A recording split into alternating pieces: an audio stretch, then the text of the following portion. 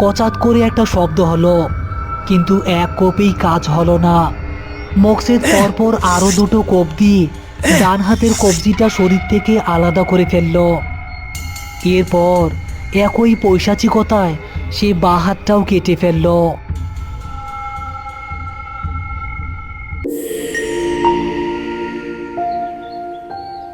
গ্রামের সবচেয়ে অবস্থাসম্পন্ন পরিবার হলো চৌধুরী পরিবার। আজ সেই বাড়ির বড় গিন্নি মারা গেছেন। গত 6 মাস ধরে তিনি কঠিন রোগে শয্যাশায়ী ছিলেন। কিডনি সমস্যার কারণে তার সারা শরীরে, বিশেষ করে হাত এবং পায়ে প্রচণ্ড পানি এসে ফুলে ঢোল হয়ে গিয়েছিল। করিম আর রতন আজ চৌধুরী বাড়িতে এসেছে লাশের গায়ে কাফনের কাপড় পরিয়ে নিয়ে যেতে। বিশাল বাড়ির উঠানে একটা থমথমে পরিবেশ।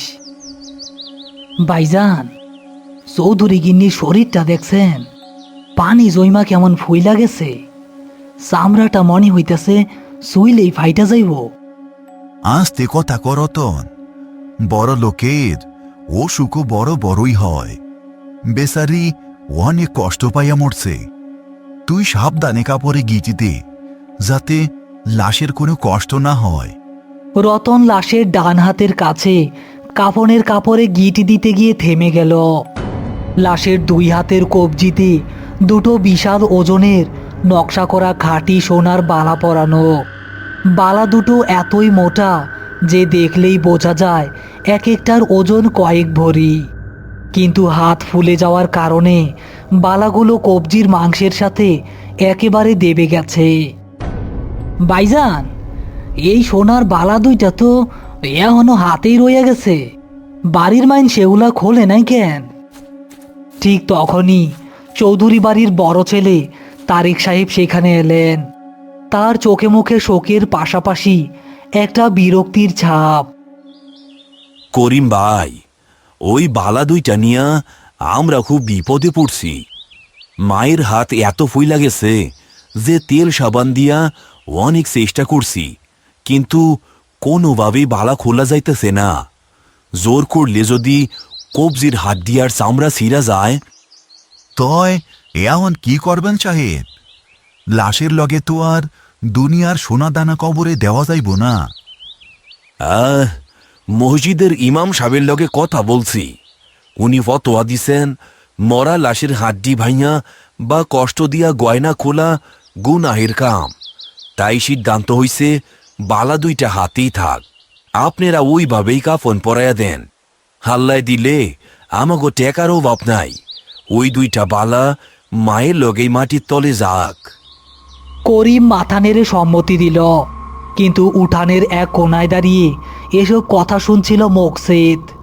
মকসেদ চৌধুরী বাড়ির দূর সম্পর্কের এক আত্মীয়, কিন্তু স্বভাবে চরম লোভী, ধরিবাজ আর জুয়ারি। ঋণের দায়ে তার গলা পর্যন্ত ডুবে আছে। লাশের হাতের ওই চকচকে মোটা সোনার বালা দুটো দেখে মকসেদের চোখ লোভে চকচক করে উঠল। হ্যাঁ, আজ তো দুইটা সোনার বালা মাটির তলে পয়সা যাইব। এইটা কেমনে হয়? ওই সোনা পাইলে তো আমার জিন্দিগিটাই বদলাইয়া যাইব। মরা মাইনষের আবার সোনা দিয়া কি কাম?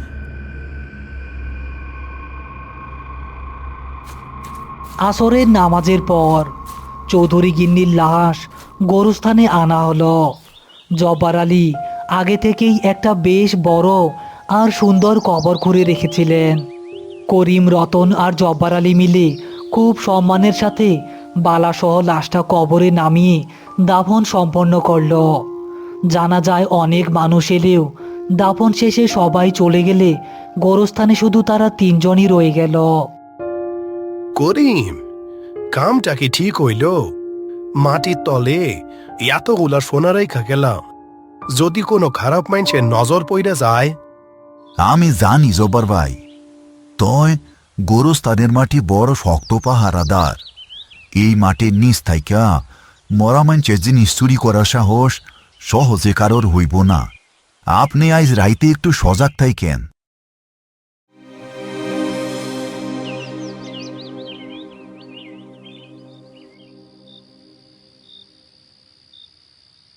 রাত তখন প্রায় 2:30। চারদিকে গুটগুটে অন্ধকার। গোরস্থানের পাশ দিয়ে বয়ে যাওয়া বাতাসে বাঁশঝাড়গুলো একটানা শো শো শব্দ করছে। জব্বার আলী তার ঘরের ভেতর গভীর ঘুমে আচ্ছন্ন। ঠিক সেই সময় গোরস্থানের সীমানা প্রাচীর টপকে ভেতরে প্রবেশ করল একটা অবয়ব। লোকটার গায়ে কালো চাদর জড়ানো, এক হাতে একটা কোদাল আর অন্য হাতে ধারালো একটা বড় দা। সে আর কেউ নয়, সে হলো মোকসেদ। জমিদার গিন্নির হাতের সোনার লোভ তাকে এই গভীর রাতে গোরস্থানে টেনে এনেছে। মোকসেদ হ্যারিকেন না জ্বালিয়ে শুধু একটা ছোট্ট টর্চ মুখে কামড়ে ধরে চৌধুরী গিন্নির নতুন কবরটার কাছে এসে দাঁড়ালো।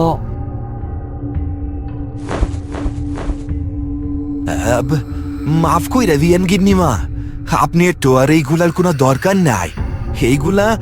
এগুলা আমার খুব দরকার, এমন তাই আমার কাছেই থাকুক।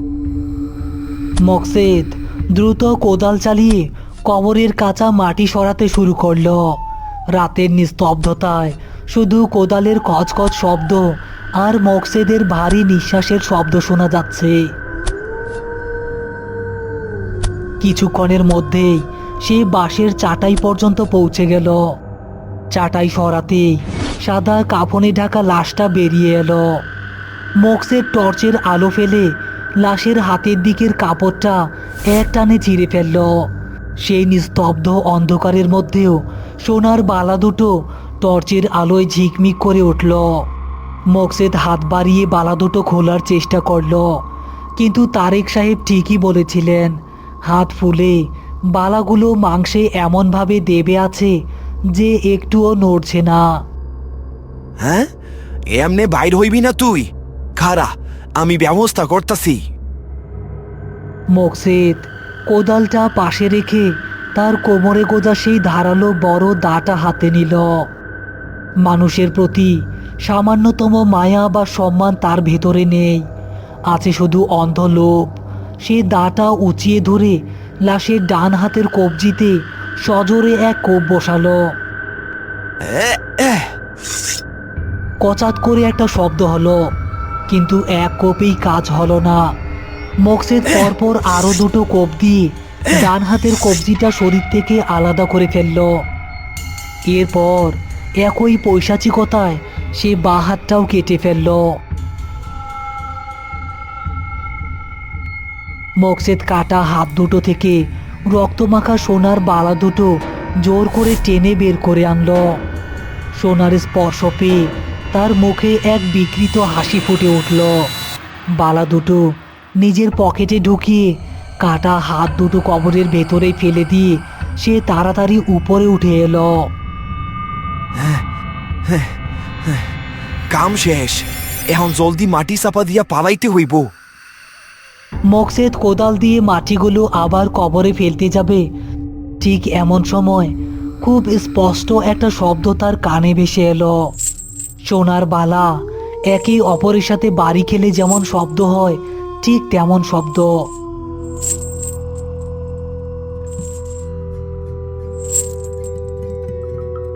কিন্তু মোকসেদ তো বালা দুটো শক্ত করে তার পকেটে চেপে রেখেছে, শব্দ হবে কিভাবে?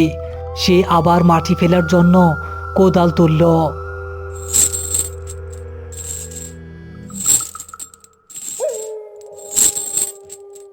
আমার হাত, আমার হাত। এবার শব্দটা একদম তার পায়ের নিচ থেকে কবরের ভেতর থেকে এলো। মোকসেদ ভয়ে ভয়ে তার টর্চের আলোটা কবরের ভেতরে ফেলল। কবরের ভেতরে যা দেখতে পেল তাতে মোকসেদের গায়ের রক্ত বরফ হয়ে গেল।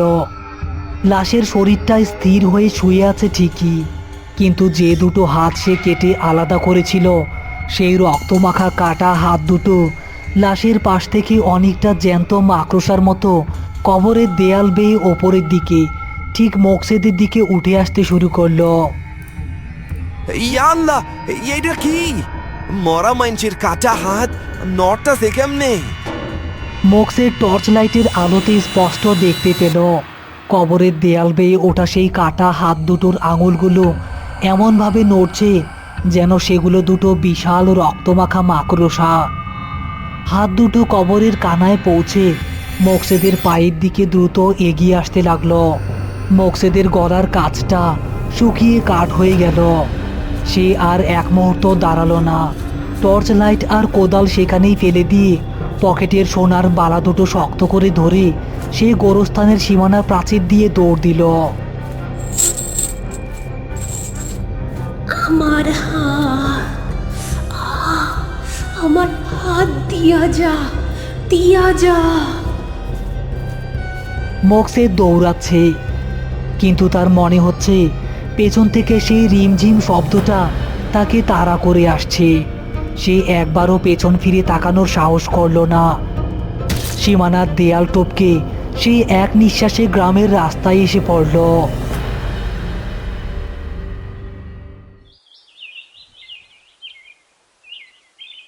পরদিন সকালবেলা করিম আর রতন গোরস্থানে এসেছে জব্বার আলীর সাথে চা খেতে।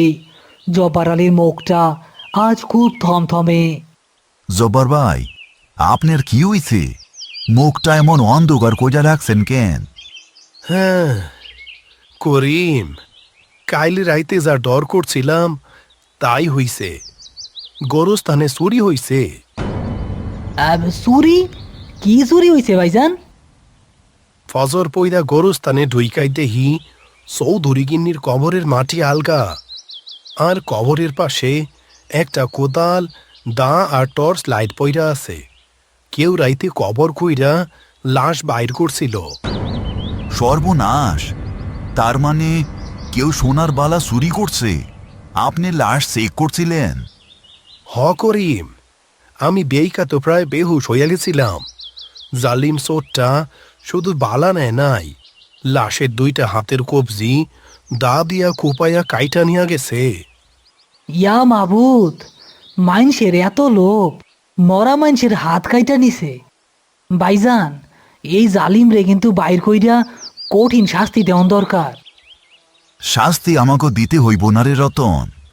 যে মানুষ মরা লাশের হাত কাটে তার শাস্তি এই দুনিয়াতে শুরু হইয়া যায়। আমি নিশ্চিত যে এই কাম করছে সে খুব তাড়াতাড়ি আমাগো কাছে এসা ধরা দিব।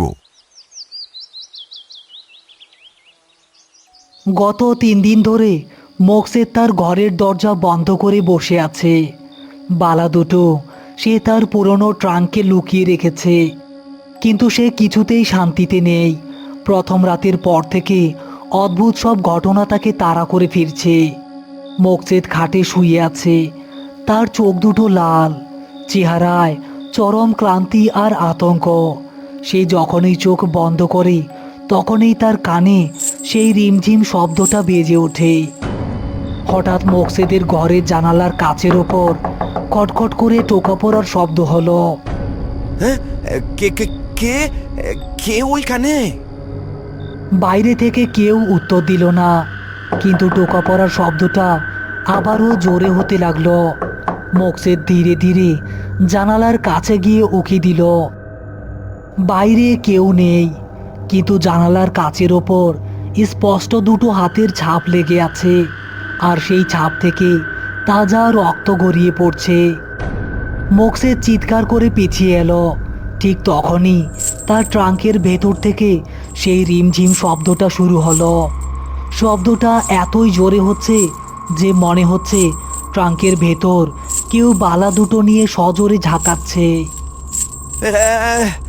আবারে যাইরা দে, আমি বালা ফিরাইয়া দিব। আবারে আর পাগল বানাইস না। মোকসেদ দৌড়ে ট্রাঙ্কের কাছে গেল। সে সিদ্ধান্ত নিল আজ রাতেই সে বালা দুটো গোরস্থানে ফিরিয়ে দিয়ে আসবে। সে ট্রাঙ্ক খুলে বালা দুটো বের করতে হাত বাড়ালো, কিন্তু বালা দুটোর ওপর হাত রাখতে তার মনে হলো এক জোড়া বরফের মতো ঠান্ডা রক্তমাখা হাত তার হাতটাকে শক্ত করে খামচে ধরেছে। মোকসেদ ব্যথায় আর আতঙ্কে এক বিকট চিৎকার দিয়ে অজ্ঞান হয়ে ফ্লোরে লুটিয়ে পড়ল।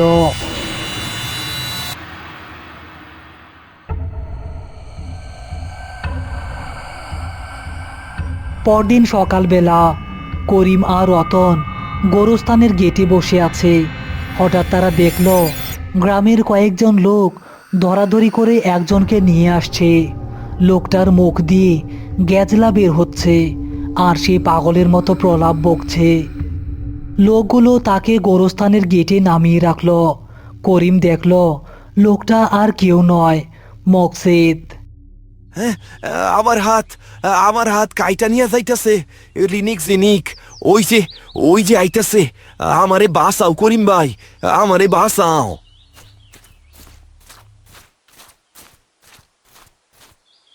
মকসেদ, তুই চৌধুরী গিন্নির কবরে হাত দিছিলি? তুই উনার হাত কাইটা বালা চুরি করছস? হ করিম ভাই, আমি চুরি করছি। আমার খুব লোভ আছিল, কিন্তু আমি আর পারতাছি না। রাইতে ওই কাটা হাত দুইটা আমার গলা টিপা ধরে। আমারে বালা ফিরাইয়া দেওনের রাস্তা কইরা দেও ভাই, আমি বালাগুলা ফিরাইয়া দেই। মকসেদ তার পকেট থেকে সেই রক্তমাখা সোনার বালা দুটো বের করে করিমের সামনে ফেলে দিল। তুই যে জঘন্য পাপ করছস মকসেদ, তার কোনো ক্ষমা নাই। তুই মরা লাশের উপর জুলুম করছস। এখন ওর আত্মা তোরে শান্তি দিতাছে না। ভাইজান, এখন কি করমু? এই বালা দুইটা কি আবার কবরে পুইতা দিমু? না রতন, ওই বালা এখন আর কবরে দেওয়া যাইব না, কারণ বালা দুইটার লগে এখন মকসেদের পাপ জড়াইয়া আছে। জব্বার ভাই, আপনি চৌধুরী বাড়ির তারিক সাহেবরে খবর দেন। কিছুক্ষণ পর তারেক সাহেব গোরস্থানে এলেন। মকসেদের এই অবস্থা আর বালা দুটো দেখে তিনি সব বুঝতে পারলেন। তুই আমার মায়ের হাত কাটছস মকসেদ, তোরে আইসকা আমি জ্যান্ত খবর দিমু। সাহেব, ওরে মাইরা নিজের হাত ময়লা কইরেন না। ওর বিচার আল্লাহর দরবারে শুরু হইয়া গেছে। ও আর কোনো দিন শান্তিতে ঘুমাইতে পারবো না।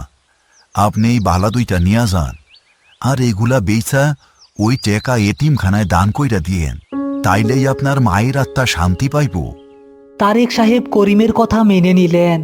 তিনি বালা দুটো নিয়ে চলে গেলেন এবং মকসেদকে পুলিশের হাতে তুলে দিলেন। করিম আর রতন চৌধুরী গিন্নির কবরের মাটি আবার ঠিকঠাক করে দিল। গোরস্থানের পরিবেশ আবার শান্ত হয়ে এসেছে। করিম আর রতন ভ্যান নিয়ে বাড়ির দিকে রওনা হলো। ভাইজান, মকসেদের কি হইব এখন? ওর যা হওয়ার তাই হইব রতন। মরা মাইনসের বদদোয়া খুব মারাত্মক। ও সারা জীবন ওই রিনিক জিনিক শব্দ আর কাটাতারের ভয়ে পাগল হইয়া জেলের ভিতরেই পয়সা মরব। আজকে একটা জিনিস খুব ভালো কইরা বুঝলাম ভাইজান। লাশের গায়ে সোনা দানা থাকলেও আসল সম্পদ হইল পবিত্রতা। লোভ মাইনছেরে অমানুষ বানায় দেয়।